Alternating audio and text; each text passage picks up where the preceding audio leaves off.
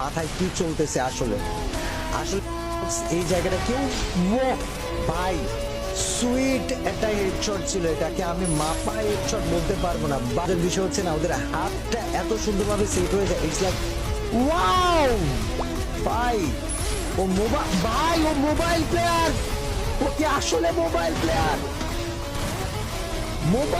ভাই বাংলাদেশে এরকম মোবাইল প্লেয়ার কে কে আছো? সামনে আইসো ভাই, সামনে আইসো ভাই, সামনে আইসো ভাই। তোমরা আল্লাহ আগুন ধরাই দিতেছে ব্রো, কে আসলে মোবাইল প্লেয়ার?